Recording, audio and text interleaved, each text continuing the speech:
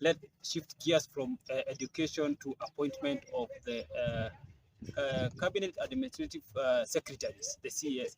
And DP Rigathi Gachagua says that all his utterances are particular to those members of parliament or politicians who are shifting from the Azimio to Kenya Kwanza. And he said that those who are coming now, they have to wait until those who supported the Kenya Kwanza get the chances.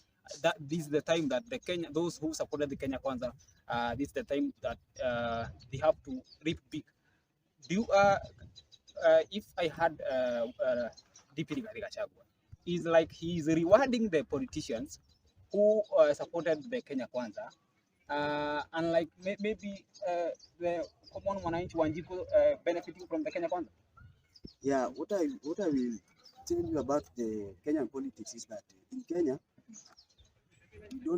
the politicians don't reward the masses.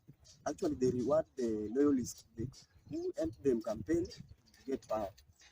So what Rigathi Gachagua said that first, of course, he is right according to him, because the African politics generally, it is there to benefit just some of the few classes who are at the top of the country, like particularly the politicians. Particularly the politicians, yeah.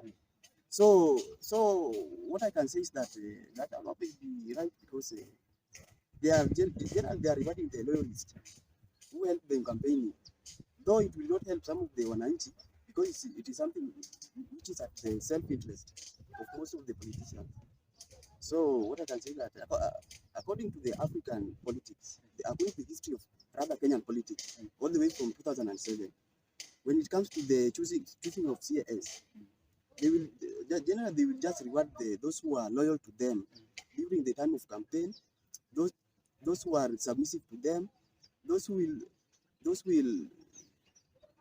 take those who practice their agenda, the agenda of the few individuals, the few politicians, but generally it will not help most of the citizens who elected them. Charlton, these are utterances coming from one, I think, second in command, saying that it is time for the supporters of Kenya Kwanza, particularly the politicians, to repeat. I think it is time for Wanjiku to realize that there is no good from, or there is no goodies from politicians.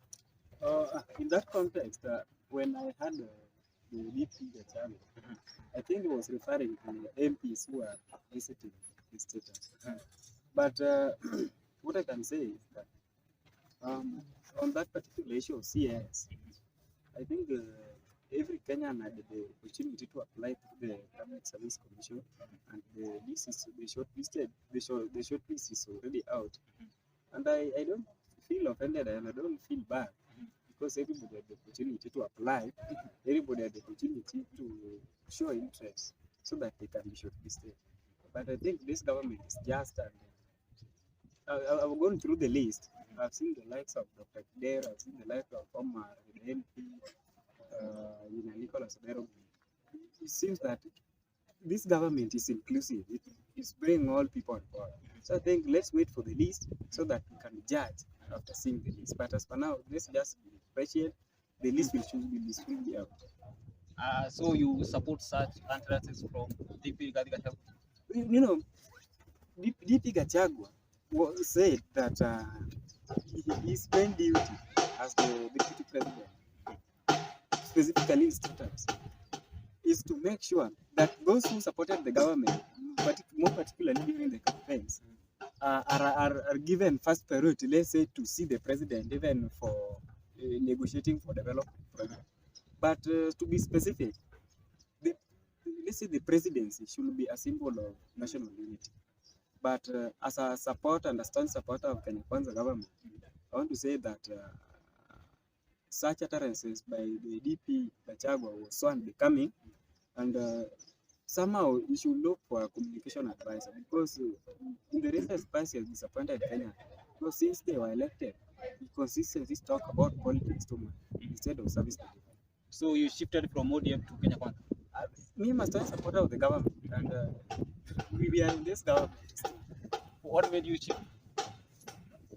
No, I was I say what made me to shift was because I realized that the Kenya, the other side of the brigade that was supporting, they don't want they don't want the interest of the people. And they're just cheating the people, and their major instruments in power is tribal inside. So that's the reason why I shifted. And for heaven's sake, uh, the leaders there, they actually they have no interest of the people at hand. That's the reason why we had ideological differences, and I shifted to give support to the ruling party, which is UDA and Kenya Kwanza government. And I'm happy for the government. Yeah, for the government. Oh, Evans, you can heard Shelton saying that he shifted to Kenya Kwanza because of development. I heard Laila Odinga saying that the 2010 constitution states that there is a margin between how the executive executes its mandate and the legislature. And he said development are actually formulated in legislature.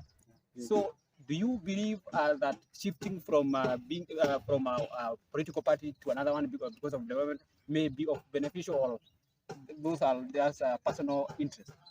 Yeah, what I can say is that in Kenya, Mhm. the problem is not the institution. The problem is us as the people. So you get that most of the people who once stood for the truth, people like Sabina Chege from I think she's from Murang, Yeah. who once stood for truth, is saying that like she's supporting the government because I think it's just because of self-interest of some few individuals. Only only small number of people or a small group of people of politicians stood for truth. Most of the politicians, most of these leaders that we elected, most of them have self-interest. They do not have that interest of the citizen at hand. You see, so you get that the utterances of the DP Gachagua will clearly indicates that most of them, including him, he has the self-interest. That's why he said that they will reward the Loyalties. the loyalists Mm. to them Mhm. who stood with them during the campaign. So I think shifting from one political party or rather shifting from opposition to the government. No, we are in a democratic nation. Every individual has everyone has that right to belong to any political party that he or she likes or that he or she sees. Yeah. So I think shifting from one political party to another, maybe it's maybe because the political party you supported never formed the government as you wished. So because we are in a democratic country and the government is formed by the masses, by the majority. So most of the politicians will shift from one political party to another because they believe that unless you are aligned to the president, is when you will get the development for your constituency. So that's the reason as why you will see most of the MPs being rewarded, shifting from one political party to another, for them to be rewarded or for them to get some top political positions Or the goodies. from the president actually. So that's why you see most of the Azimio MPs shifting because even Ruto, the president, knows very well that in fact Ruto and Moi, they were together. Ruto is a political infant of Moi. He knows very well that in case to weaken the opposition, the government must have several MPs within the legislature. The government that's why you will see Ruto trying his best to capture or rather buy or rather give some goodies to the Azimio MP so that they can shift from their political party to the other, so that he will get that legislature power. He will have that part to control the legislature, so that at least just in case of any, let's say, of anything he says or anything that he will maybe use an MP to challenge something to the parliament to be passed for his benefit. Okay.